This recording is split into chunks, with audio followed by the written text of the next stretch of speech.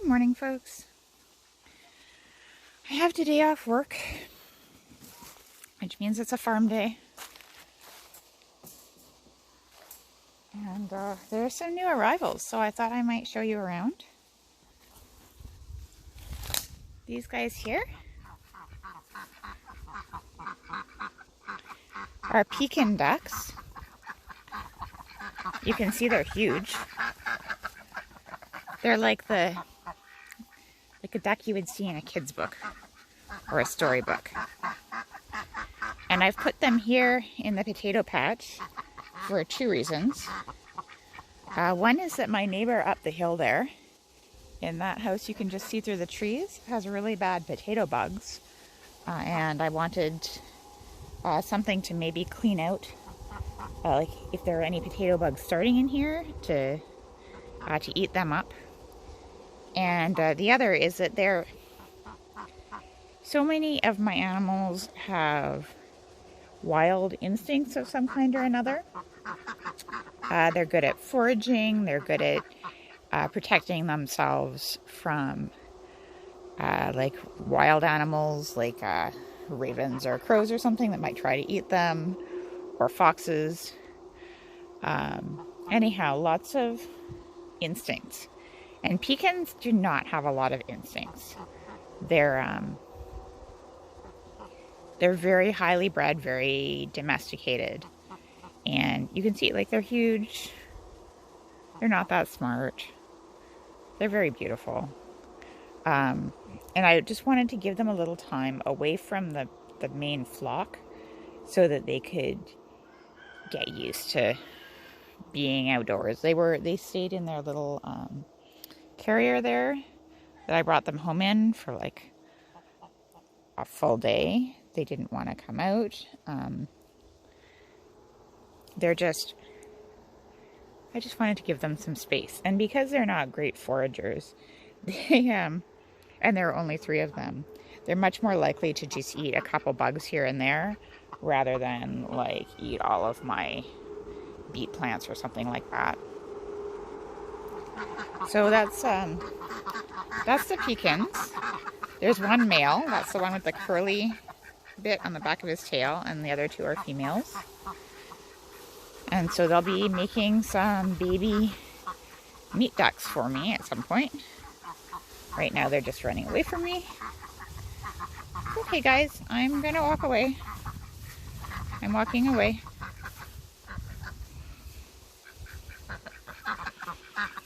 You're all right. You're all right.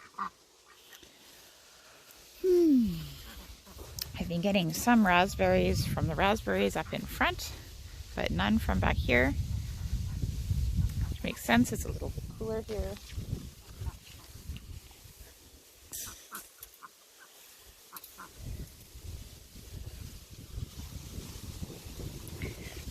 I moved the 2 old quails from the greenhouse down to here. It's cooler, and I'm going to be integrating them. I have baby quails in the house that I've been brooding, so they'll be integrated with these adult quails and these old quails all at once, because the quails are less likely to kill each other if they go in together all at once.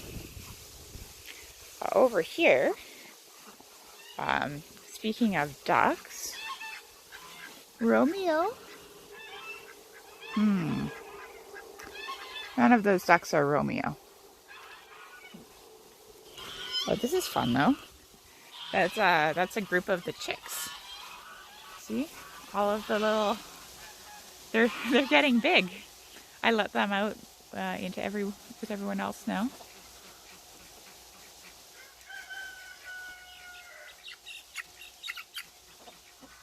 So they're enjoying being in the sun.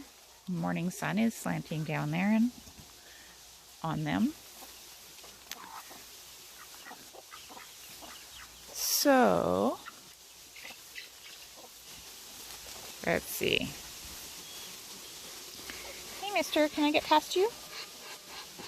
Yeah, thank you. Oh, Romeo. Okay.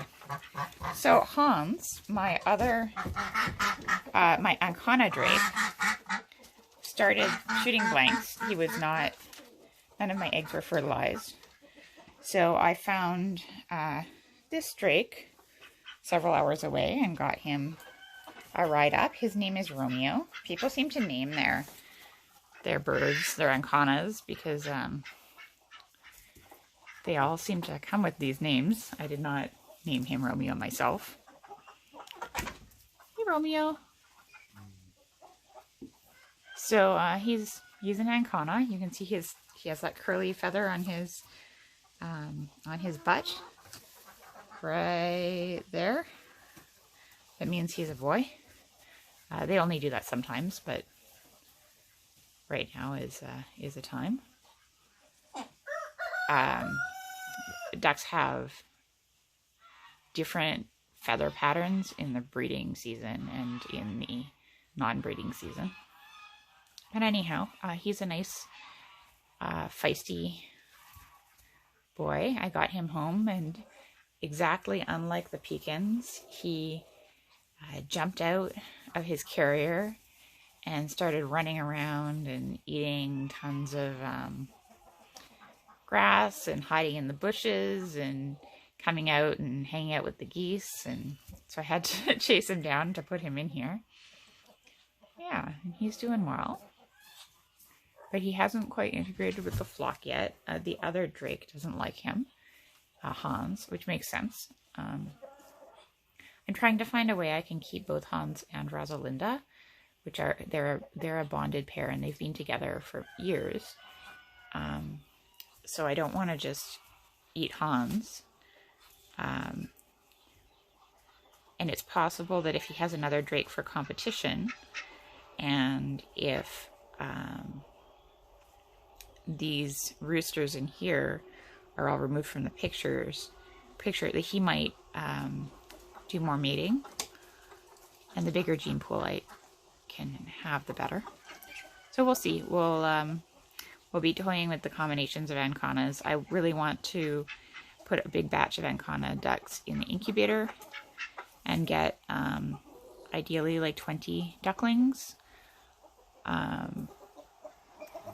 So I may have to move them so they're not with the chickens. The roosters will sometimes view the drakes as competition and try and stop mating.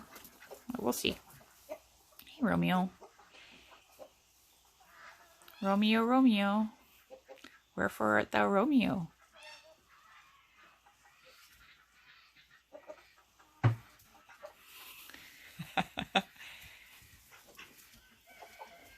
What am I doing, hey? So, one of my tasks, I might not get to it today, but for soon, is to clean this out and get fresh wood chips in here so I can start doing a deep bedding system for winter. Deep bedding is when you have a lot of like carbon type material, like wood chips or like straw. Oh, do you guys want out? You can come out. Yeah, you can totally come out. Here, let me see if we can make this happen. Okay, so we open this.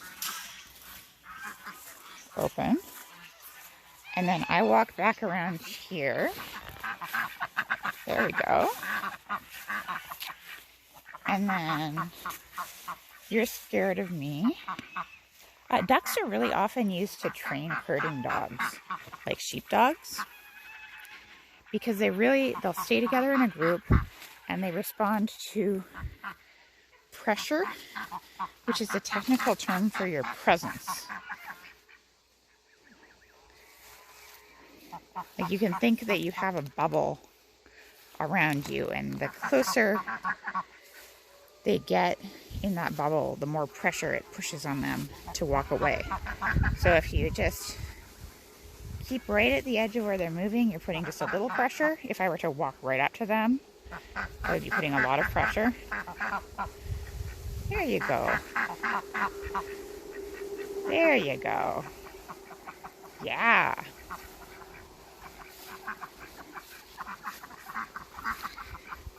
I've been really pleased this year that I have about the right number of geese to my grass. You can see that it's not super short, but it's not super long. It's just the right length. That's always good. Now, I don't know how they feel about dogs. They seem to have some feelings about Avalou. And I think because ducks like to flock together in a group, they've heard the other ducks around and they're probably looking, yeah, they're gonna go right for that other flock of ducks in the chicken coop. Hey pup, you've been really good. You've been really good. Yeah. Very good puppy. Another thing that I've done is I started to greenhouse in the woodshed. So you can see these panels here are double-walled polycarbonate panels. So they let light right in. I don't know if I can show this double, yeah, you can see the double wall there. It's like space in between. So gonna finish putting those up, which means putting a frame around them. But there's light getting in there, and it'll transmit heat. The sun swings around, and especially in the winter, it goes right on these panels, so it'll keep them very warm. Oh, the geese have all come up. I wonder what that means for the pecans. Oh, there. Oh, the pecans are just like super integrated. See? They're right there. Looking exactly like geese. Look how big they are compared to the geese, right? They're almost as big as a goose.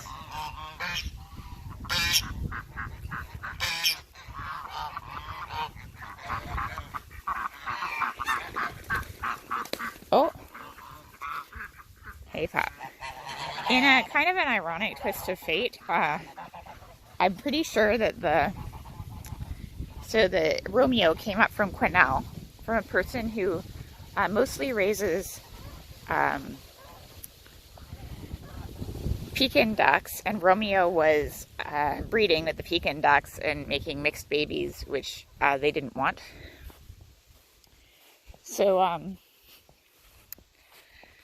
they had to get rid of him, and I got the Pekins close by, but the lady said that she got her line, her breeding stock, from Quesnel. So they made it actually all come from the same farm originally,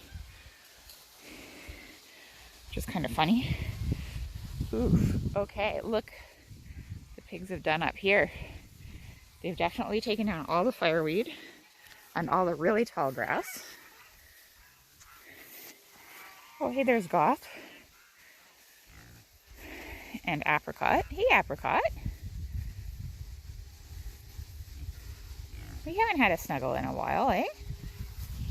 I wanted to fill you in on what's going on with these babies. We had a windstorm the other day, and the roofing tin blew off, so I had to actually screw it on.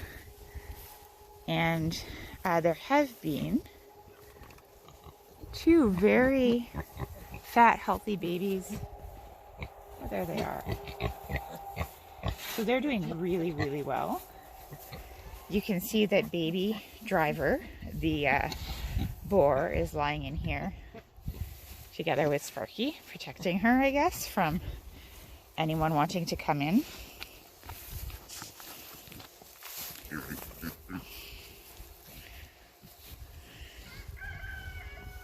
Hey, little babies. Hey, Mama. She's been nothing but sweet with me, which I appreciate. Oh, there we go. They're adorable. They're super fat. Normally it takes a long time for them to get fat. Friendly has been very, very friendly lately. She's gonna roll over here and want me to scratch her belly in a second. Yeah. Yes, there we go. There's my friendly pig. Yeah, I've been spending a bunch of time up here messing with the babies and my shelter and whatever. And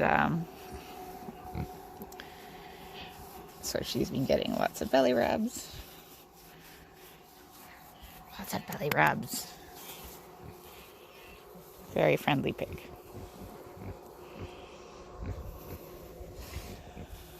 I got a wall up from this electric fence, so this is it's a stronger fence charger up here.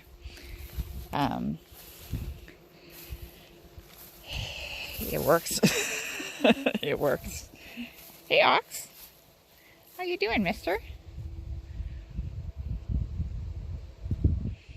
He's got a nice little tree for shade, one that they haven't pushed over. See, they push over a bunch of little aspens. And they uproot the roses. They are definitely a disturbance force.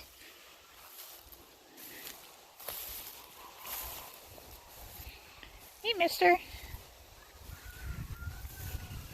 Oh no, you're Apricot. Apricot looks so much like Curly right now. Oh, that's funny. Rapunzel. So, Goth, this black boy here, is the only piglet left from Rapunzel's litter. And she looks like she has one or maybe two nipples under there that are still in use. That's funny. That's funny. And they're picking all of the heads off the grass, so all of the grain, basically, off the grass. After you guys are done here, it'll be time to move you on to the next one, hey? Hey, Missy? Yeah. This is where that burn was, and you can see that they've just taken that right down to the soil, rooted up all the fireweed. They're slower on the thistles. I would like them to deal with these thistles because I don't want the thistles to go to seed. Really?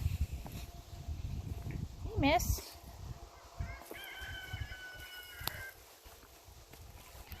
This is one of the second cohort.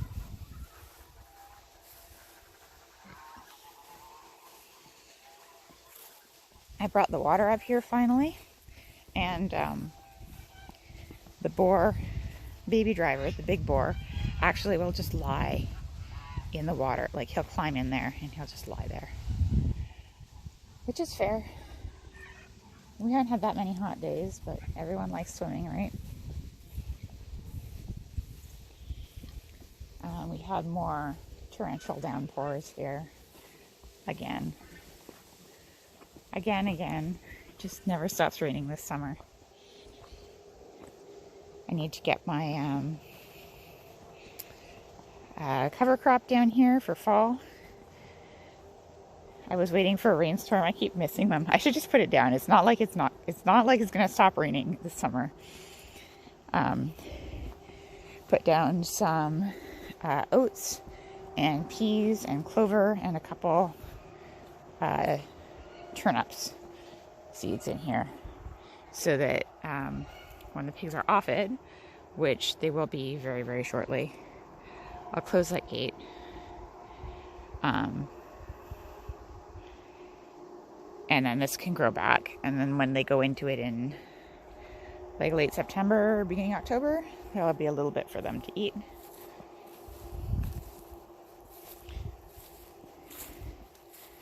Sometimes the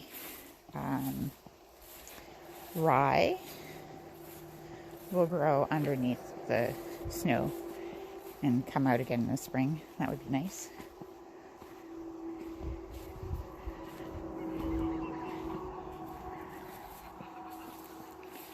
Need to build this into a strong fence for winter, which I think is going to be a pallet fence, because that's sort of the resources I have. which means putting more posts in closer together, and then going into town and getting a whole bunch of pallets. Oh, here we are. Look at that. Morning, everyone. That array of babies. 1, 2, 3, 4, 5, 6, 7. And those 2 over there. 3 over there. Right through the branches. And who have we got? You've got Curly and Mo. And UV. Okay, she's bonding with them.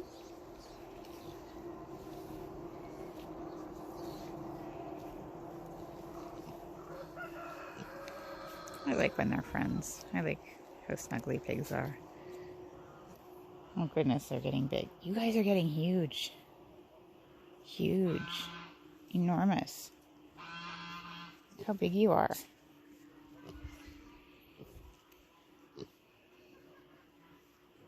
And she's keeping her condition nicely.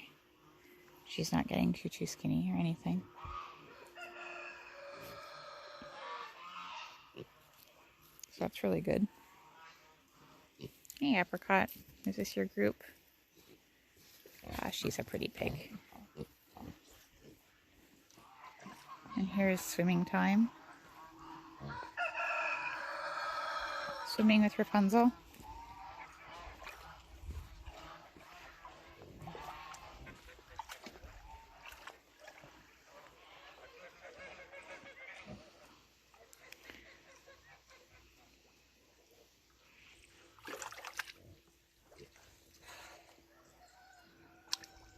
Oh, there we go.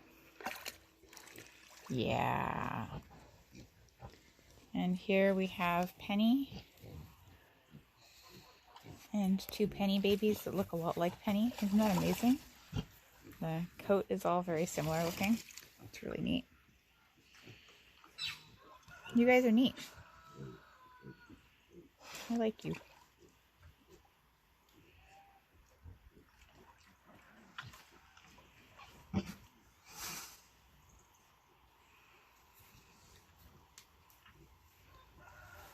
Yeah. Very comfortable, hey? And there she's having her nice roll.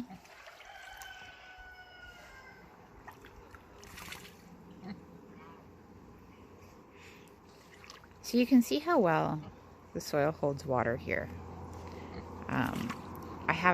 It's been days since I've filled this up, maybe 2 or 3 days. We have had some rain, but that one spot is like basically a little pond. And that is because the pigs keep messing around in there, and the soil structure is like the individual parts of soil normally are kept apart by organic matter. It kind of glues them into these balls that are that have air spaces in them. And here they've like broken down all those air spaces. So the clay soil, which is what's here naturally, is just completely clay. It just like all the little particles are tight together, and there's no air space, and there's no space for water to go away between them. So the pigs have created essentially that lake there, and you can create spaces like that by taking pigs and putting them somewhere and just letting them root and giving them water and letting them root. These are some Saskatoon berries. You can see that they're I've been picking out here. I've picked a couple bowls full off, like just this one bush.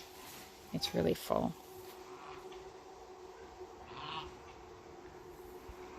This year, if you're driving along the highway, all the Saskatoon bushes look like they're dying because they're so covered in black. Because the black is the Saskatoon berries. It's amazing. I believe I told you that bathtub goose died. I'm really sad about that.